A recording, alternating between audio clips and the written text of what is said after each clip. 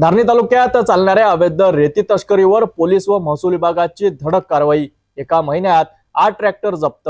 गुप्त माहितीच्या आधारे तडाखेबंद कारवाया। या कारवाई मागचं संपूर्ण चित्र आपण पाहणार आहोत फक्त सिटी न्यूजवर। धारणी तालुक्यातील पाट्या, वैरागड आणि टोली गावांमधील नदीपात्रातून बिनधास्तपणे चोरून नेली जात असलेली रेती आता पोलिसांच्या निशाण्यावर आली आहे। ठाणेदार अशोक जाधव यांच्या मार्गदर्शनाखाली धारणी पोलिसांनी एका आठवड्यात 6 ट्रॅक्टर पकडलेत। पाट्या गावात 2 ट्रॅक्टर तर वैरागडमध्ये 4 ट्रॅक्टर।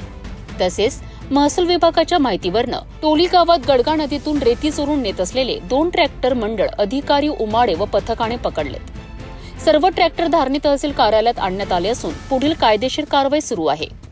धारणी तहसीलचे कर्तव्यदक्ष तहसीलदार प्रदीप शेवाळे आणि पोलीस स्टेशनचे ठाणेदार अशोक जाधव यांच्या संयोजनाने एकाच महिन्यात 8 ट्रॅक्टरवर कारवाई झाल्याने रेती माफियांमध्ये भीतीचे वातावरण निर्माण झाले आहे।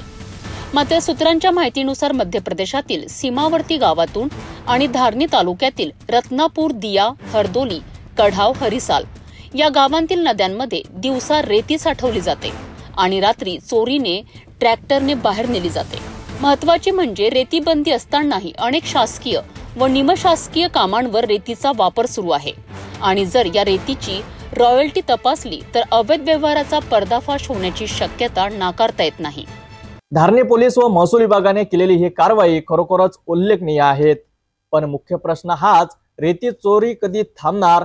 दिवसा साठा आणि रात्री चोरी हे चक्र तोडण्यासाठी प्रशासनाला आणखी सक्त आणि तांत्रिक उपाययोजना कराव्या लागतील। तुमचं मत काय? आम्हाला नक्कीच कळवा।